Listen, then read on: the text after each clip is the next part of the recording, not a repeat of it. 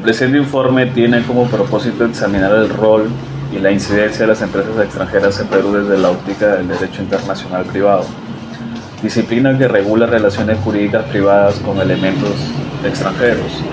En un contexto de la creciente globalización económica, la presencia de corporaciones transnacionales en sectores estratégicos como puede ser la minería, la energía, la agroindustria y las telecomunicaciones. Esto plantea una serie de desafíos normativos y jurisdiccionales que trascienden fronteras nacionales.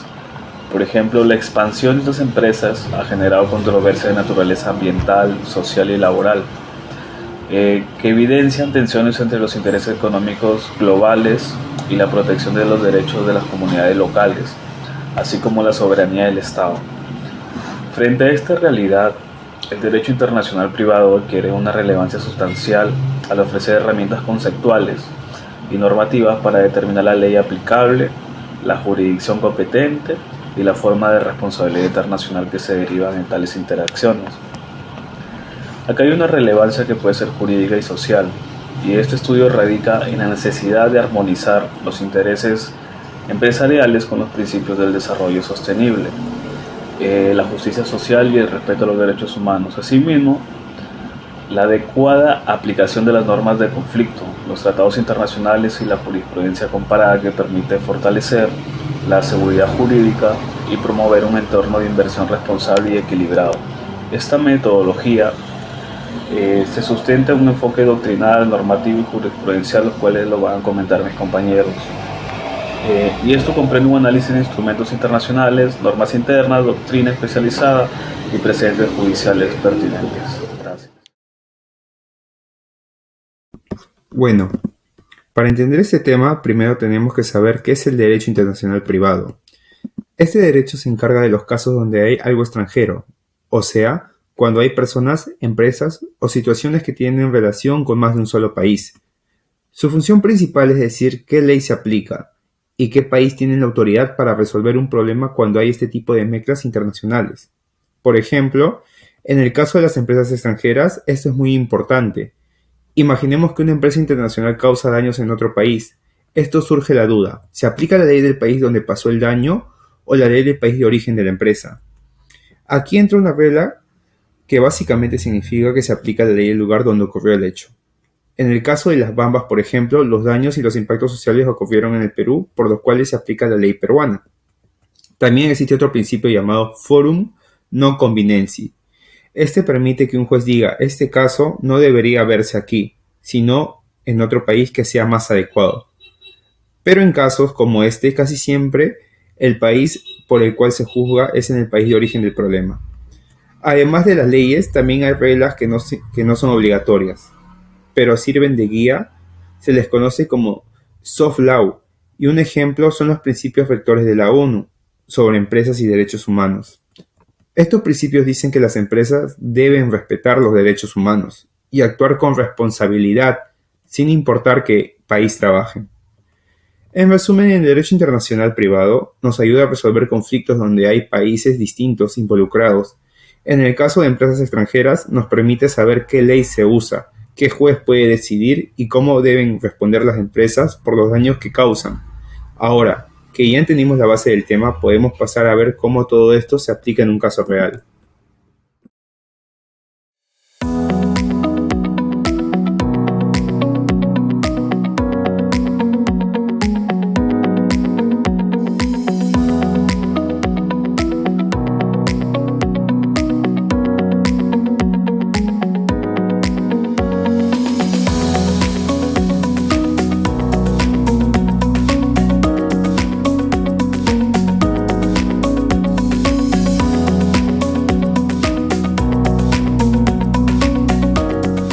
En nuestro análisis hemos elegido enfocarnos en el caso de las Bambas, una de las empresas más mineras de cobre más grandes y significativas del Perú, operada por la empresa china MMG. Este conflicto se ha vuelto emblemático y paradigmático para el país porque no es uno de los problemas simples, sino que este problema combina de forma compleja profundas aristas ambientales, sociales y laborales. El punto de quiebre y origen de las protestas se dio cuando la empresa modificó su estudio de impacto. Lo más crítico fue que este cambio crucial se realizó sin llevar a cabo una consulta previa, efectiva y transparente con las comunidades directamente afectadas. Esto naturalmente fue interpretado como una falta de respeto y una traición a los acuerdos iniciales. Esta ruptura de confianza generó una respuesta social inmediata y masiva, desatando fuertes protestas, paralizando las operaciones de bloqueos del corredor minero y escalando lamentablemente a enfrentamientos directos. Las consecuencias de esta escala fueron realmente graves. Se registraron víctimas fatales y heridos, pero más allá de lo material, lo que se generó fue una pérdida de confianza enorme entre los tres actores clave: el Estado, las comunidades de la zona de influencia y la propia empresa. En conclusión, el caso de las Bambas nos obliga a reflexionar sobre la importancia de la sostenibilidad social en el modelo extractivo. Más allá de las Bambas, este tipo de conflictos ha afectado la imagen del Perú como destino de inversión responsable. Además, ha evidenciado que el desarrollo económico basado solo en la extracción de recursos naturales no es sostenible si no hay una justicia ambiental ni respeto por las comunidades locales.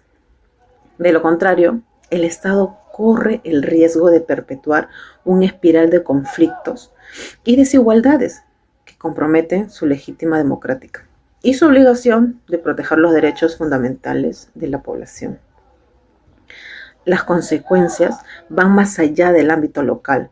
Se traducen en pérdidas de confianza en las instituciones públicas que hoy en día se pueden ver, afectando así la paz social, el deterioro de la imagen internacional del país como destino de inversión responsable. La persistencia del conflicto demuestra que el desarrollo económico basado en la explotación de recursos naturales solo será sostenible si se sustentan en justicia ambiental, participación ciudadana y responsabilidad empresarial compartida. Podemos decir que la importancia de este tema radica en que constituyen un referente emblemático sobre los límites del modelo extractivo y la urgencia de replantear un rol del Estado frente a las empresas transnacionales, puesto que se evidencia claramente cómo la falta de regulación afectiva, supervisión ambiental y un diálogo intercultural se puede derivar en grandes violaciones de derechos humanos y daños irreversibles al entorno natural. En resumen, este caso muestra cómo la falta de diálogo y de supervisión afectiva puede generar consecuencias sociales y jurídicas muy complejas. A continuación, se explicará el análisis jurídico del caso. Análisis jurídico. Desde el punto de vista jurídico, el caso de las Bambas nos permite analizar varias cosas. Primero, la jurisdicción competente. En este caso, es claramente la peruana, porque los hechos ocurrieron en el Perú. Aunque la empresa es de capital chino, su filial está registrada en el país, por lo tanto se rige por la ley peruana.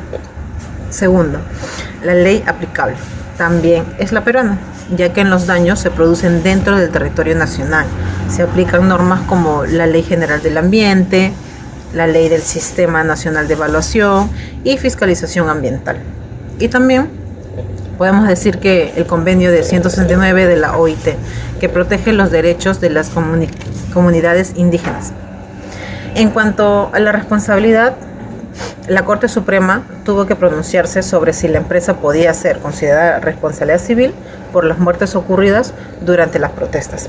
Finalmente, determinó que no había subordinación directa con la policía, pero sí se cuestionó los convenios firmados entre las empresas y la PNP, porque generaban un riesgo de parcialidad.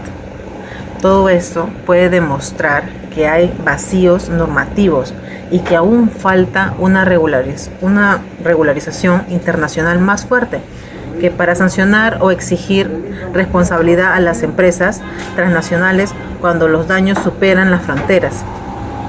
Ahora, también podemos decir que entre las consecuencias van más allá del ámbito local. Se pueden decir que se traducen en pérdidas de confianza en las instituciones públicas, afectación de la paz social y el deterioro de la imagen internacional del país como destino de inversión responsable. La persistencia del conflicto demuestra que el desarrollo económico basado en la explotación de recursos naturales solo será sostenible si se sustenta en la justicia ambiental, participación ciudadana y responsabilidad empresarial compartida. En la importancia de este tema radica que constituye un referente emblemático sobre los límites del modelo extractivo y la urgencia de replantear el rol del Estado frente a las empresas transnacionales, puesto que se ha evidenciado como la falta de regulación efectiva, supervisión ambiental y diálogo intercultural puede derivar en graves violaciones de los derechos humanos y daños irreversibles en el entorno natural. En resumen, este caso muestra cómo la falta de diálogo y de supervisión afectiva puede generar consecuencias sociales y jurídicas muy complejas. Ahora mi compañera va a presentar el análisis crítico, donde se amplía esta reflexión con otros ejemplos y una mirada más social. En esta parte quisimos hacer una reflexión más amplia sobre lo que está detrás de los conflictos socioambientales en el país. A primera vista parece que tenemos un marco legal bastante sólido, que tenemos leyes sobre medio ambiente, consulta previa y participación ciudadana. Sin embargo, cuando miramos la realidad, vemos que esos avances no se reflejan en el día a día. Es decir, las normas existen, pero no logran cambiar la realidad. Esto nos lleva a una paradoja jurídica. Tenemos buenas leyes, pero una aplicación débil y desigual. Por eso decimos que en nuestro país hay como una especie de conflicto inevitable. No porque las comunidades busquen el enfrentamiento, sino porque el propio sistema genera condiciones de tensión al no garantizar derechos de forma efectiva. Uno de los factores más importantes es la asimetría de poder.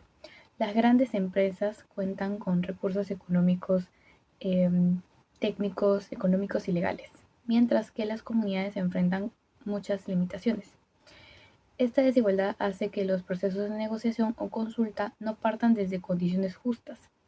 En muchos casos el resultado ya está decidido antes de que empiece el diálogo. A esto se le suma la debilidad del Estado. El Estado debería ser un árbitro imparcial, capaz de equilibrar los intereses económicos con los derechos sociales y ambientales. Pero en la práctica muchas veces actúa como mediador que como fiscalizador. Los organismos ambientales dependen financieramente del propio Estado que busca atraer inversiones y eso genera un conflicto de intereses.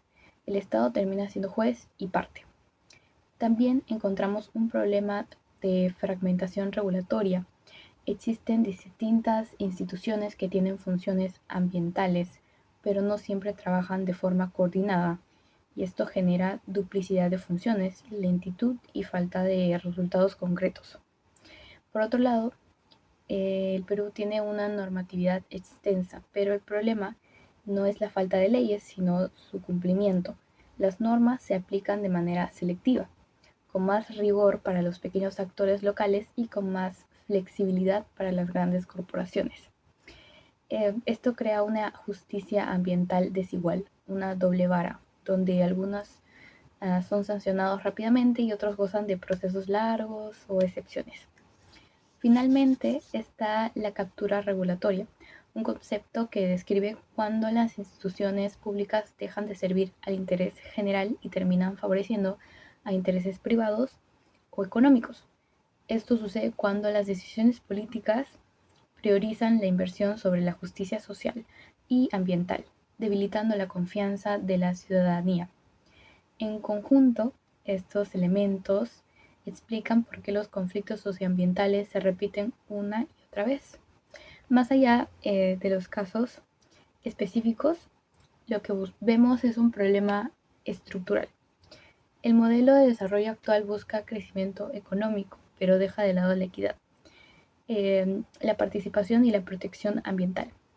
Por eso, el verdadero desafío no es solo resolver conflictos, sino prevenirlos con un enfoque más integral y justo.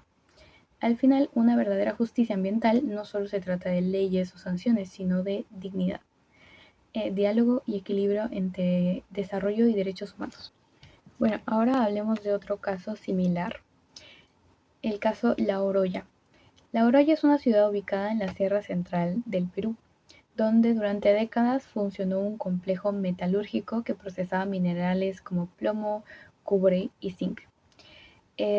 La actividad industrial generó altos niveles de contaminación en el aire y del suelo, afectando la salud de los habitantes, sobre todo de los niños y trabajadores.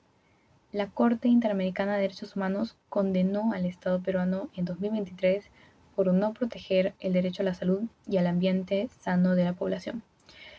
Pese a la sentencia, los informes recientes muestran que las medidas de reparación avanzan lentamente y que la contaminación sigue siendo un problema. Este caso refleja tres aspectos centrales: la debilidad del Estado, que no fiscalizó ni garantizó la salud pública; la captura regulatoria, donde las decisiones favorecieron intereses económicos antes que sociales; y la falta de justicia ambiental efectiva, ya que las víctimas siguen sin reparación completa.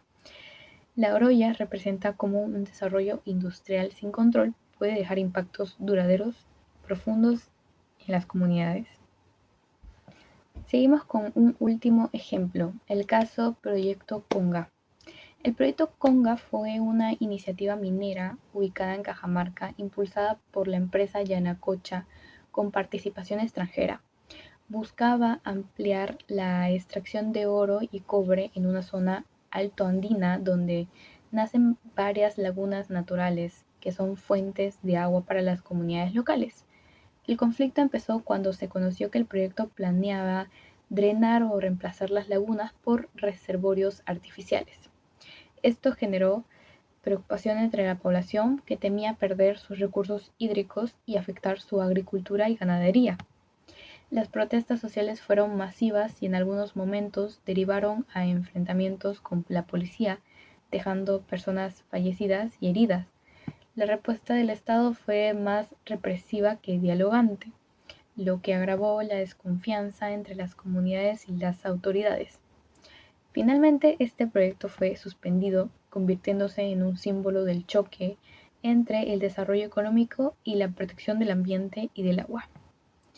Conga nos demostró que ningún proyecto extractivo puede avanzar sin legitimidad social, sin consulta efectiva y sin respeto a los derechos fundamentales de las comunidades.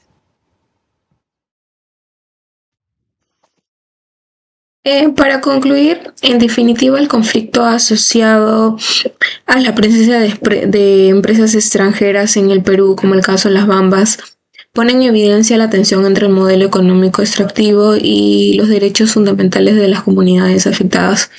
La relevancia del conflicto no solo radica en los daños ambientales o en los incumplimientos contractuales, sino en la incapacidad del Estado de garantizar los procesos de diálogo intercultural efectivo y una fiscalización real y oportuna. La situación demuestra que el crecimiento económico pierde legitimidad cuando no es acompañado de responsabilidad social, transparencia y equidad en la distribución de los beneficios. Por ello, este caso se ha convertido en un precedente clave que revela la necesidad de fortalecer la presencia reguladora del Estado y replantear la relación entre empresa, sociedad y territorio. Las consecuencias del conflicto trascienden el ámbito local y se proyectan en toda la estructura política, social y económica del país. A nivel institucional se ha debilitado la confianza de la ciudadanía en el Estado, lo que incrementa la percepción de injusticia y abandono. A nivel económico, el país enfrenta pérdidas productivas y un deterioro en su imagen como destino de inversión responsable. Desde el plano social se ha generado fragmentación comunitaria, polarización y un clima de conflictividad permanente.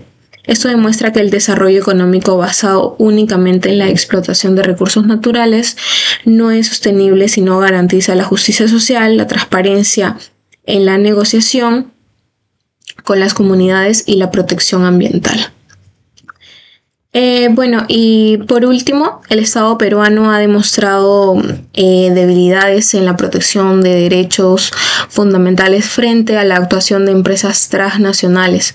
Su rol se ha visto orientado más a promover la inversión que a garantizar justicia social y ambiental, la ausencia de diálogo efectivo, la lentitud en la fiscalización, la represión de la protesta y la incapacidad para resolver los conflictos han erosionado su legitimidad.